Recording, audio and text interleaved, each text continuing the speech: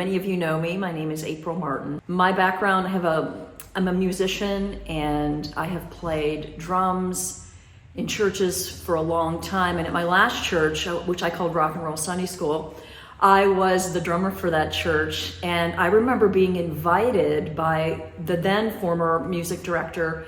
He said, hey, they have a Celtic service. I'm trying to get our Celtic band together, because I was in a Celtic band at the time called Kilt of the Tilt.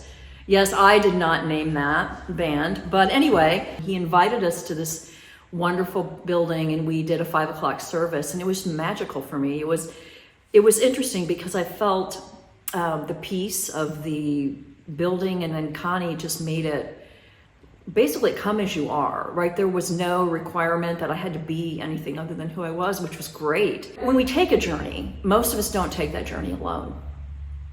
And so when we embark upon a journey, especially a spiritual journey, we need a guide.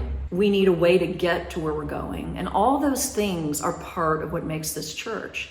Because Connie is an amazing guide.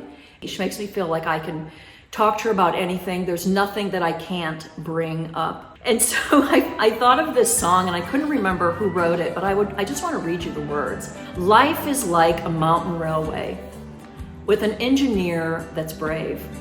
We must make the run successful from the cradle to the grave. Heed the curves and hills and tunnels, never falter, never fail.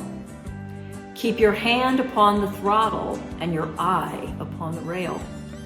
Blessed Savior, thou will guide us till we reach that blissful shore where the angels wait to join us in God's praise forevermore.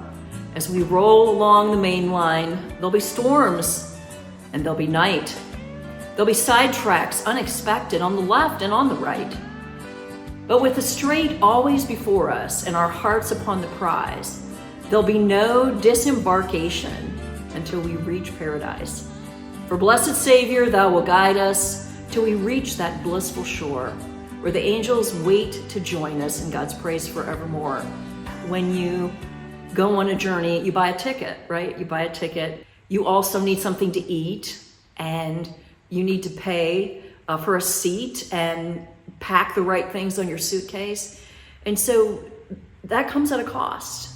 And if this church wasn't here, then the journey would be a little tougher for most of us. And so that is why I believe giving back to Buck Mountain is part of our journey. It's part of our discovery and our right to be a part of this train ride that we're on.